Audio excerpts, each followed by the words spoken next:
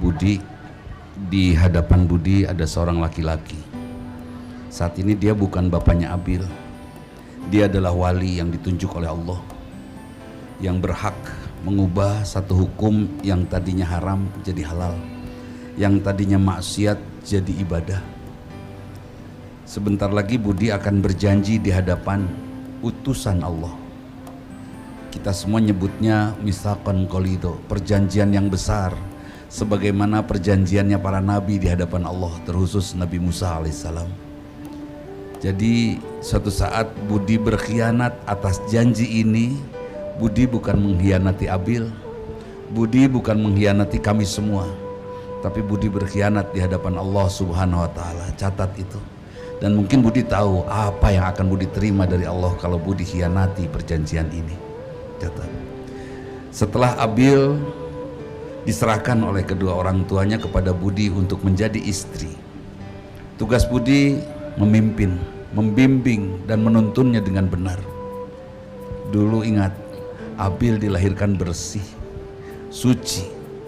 Sekarang oleh kedua orang tuanya diserahkan kepada Budi untuk diantarkan oleh Budi sampai suatu saat Abil pulang kembali kepada Allah dalam keadaan suci. Ingat itu.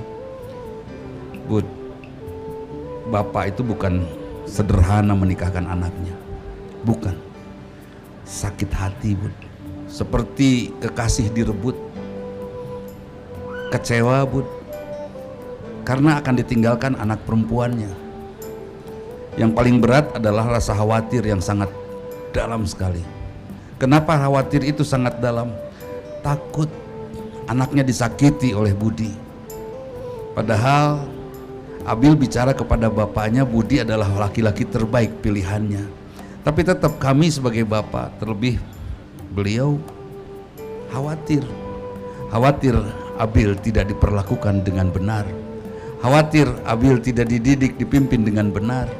Khawatir Abil tidak dibawa oleh Budi ke jalan Allah. Sampai akhirnya beliau sebagai bapak yang juga bertugas menjadi wali, memilihkan suami untuk anaknya, merasa bersalah. Karena itu tolong Bud, bimbing, bawa, pimpin Abil dengan bijaksana dan hanya dengan al-Islam. Sampai pada saatnya Abil bisa berikrar di hadapan Allah bahwa bapaknya tidak salah memilihkan suami untuk dirinya. Kemudian Abil, Budi, rumah tangga ini bukan perjalanan kebahagiaan, karena hidup kita bukan perjalanan melaksanakan keinginan, tapi sepenuhnya hidup kita ini menjalankan keharusan. Bud, kita kan ciptaan Allah ya Bud ya. Larasnya Bilnya, kita ciptaan Allah. Karena kita ciptaan Allah, kita tidak berhak meminta apapun. Bahkan meminta nikmat, meminta bahagia saja sepertinya tidak berhak kita kepada Allah. Kita hanya punya kewajiban untuk ibadah saja kepada Allah. Karena itu, jadikan akad nikah kalian berdua saat ini menjadi takbiratul ihram, ibadah rumah tangga kalian sepanjang hayat. Jangan pernah lepaskan itu. Kami semua faham siapa manusia yang sukses itu. Manusia yang sukses itu bukan manusia yang menjadi kaya, bukan manusia yang menjadi sangat berpengaruh, bukan manusia yang memiliki gelar berderet di dalam namanya. Yang disebut sukses itu manusia-manusia yang mengikuti apa yang Allah inginkan. Wa ma khalaqtul jinna wal insa illa liya'buduni. Apa yang Allah inginkan? Allah hanya ingin hamba ciptaannya ibadah kepada Allah. Terus ibadahnya sesuai dengan apa yang Allah beritahukan kepada Rasulullah. Ibadahnya sesuai dengan contoh Rasul, tidak dengan contoh yang lain. Terus setelah mengikuti contoh Rasul, siapa yang ibadahnya sukses? Yang dari ibadahnya dia dapatkan akhlakul karimah. Dari ibadah rumah tangga kalian berdua nanti ke depan akan Allah pertontonkan banyak keagungan yang Allah berikan pada kalian. Lihat, teliti. Mudah-mudahan rumah tangga kalian menjadi tangga untuk bisa kalian sampai di ma'rifatullah saatnya nanti. Tetap ibadah.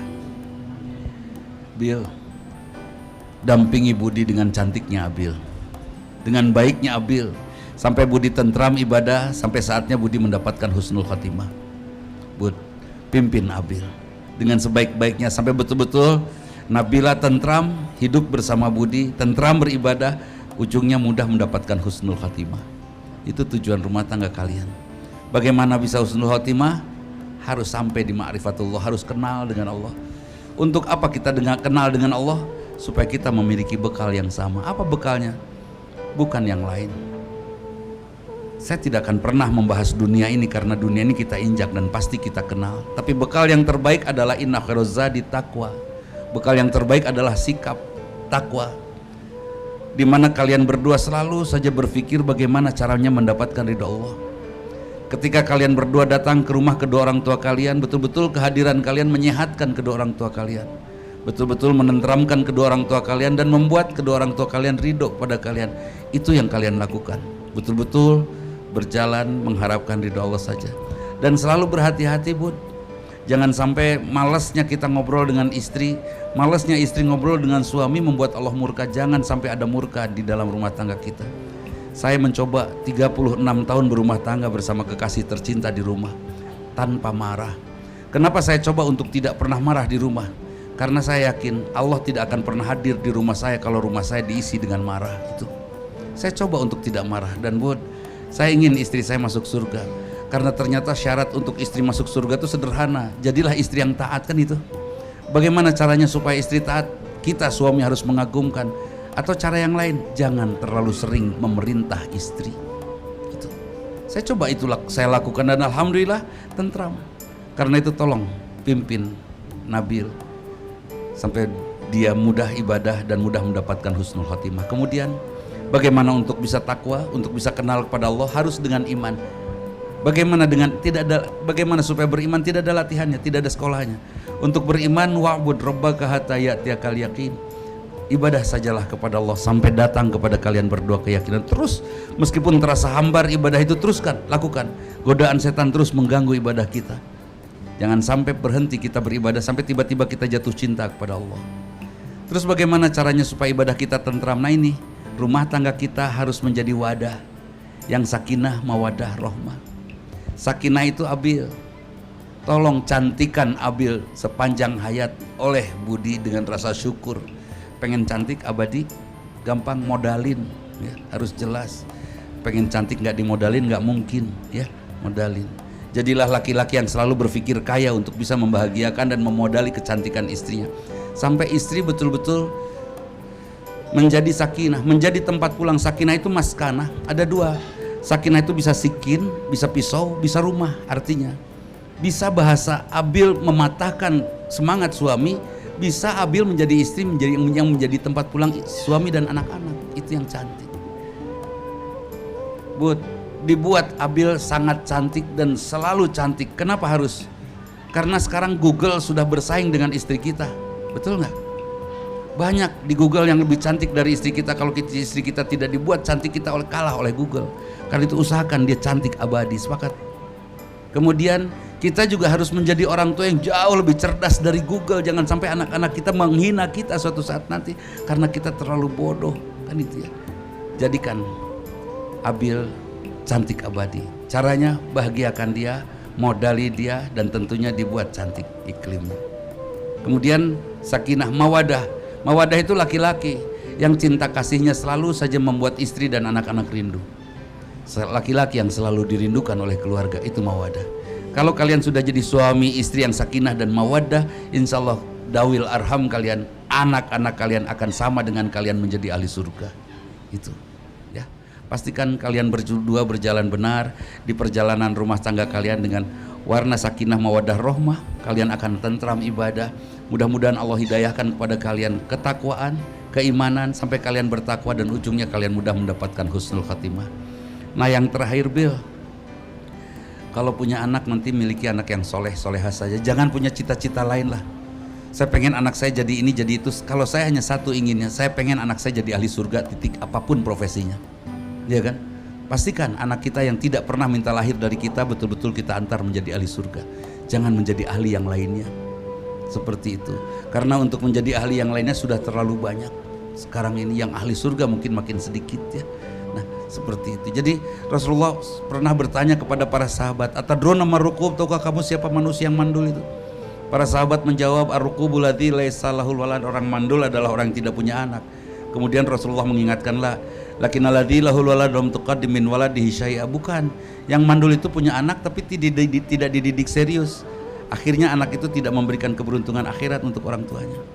Sampai akhirnya saya berpesan kepada anak saya, kalau bapak meninggal menjelang kematian, tolong ajarkan di telinga bapak kalimat la ilaha illallah oleh kalian. Setelah bapak terkujur kaku wafat, tolong mandikan bapak. Anak saya hanya mengangguk.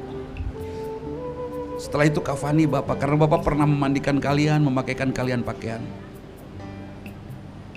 Kemudian jadilah imam sholat jenazah untuk bapak, karena bapak sudah mengajari kalian sholat. Mudah-mudahan ini juga terjadi buat kedua orang tua kita, dan terjadi untuk kita dari anak-anak kita, mudah-mudahan.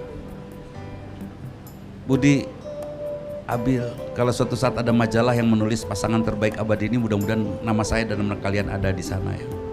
Nama saya juga ya ada. Dan kalau suatu saat kalian akan menjadi pasangan, jadilah pasangan teladan untuk generasi kalian, sehingga semua ingin menikah karena kalian hebat, ingin meniru rumah tangga kalian karena kalian hebat. Jangan kalian mudah hancurkan perjalanan rumah kalian. Dan jadilah jariah untuk semua orang yang berjasa dalam kehidupan kalian, terkhusus kedua orang tua tercinta. Itu saja, mudah-mudahan Allah ridho kepada kita semua. Mohon maaf bila ada sesuatu yang tidak berkenan.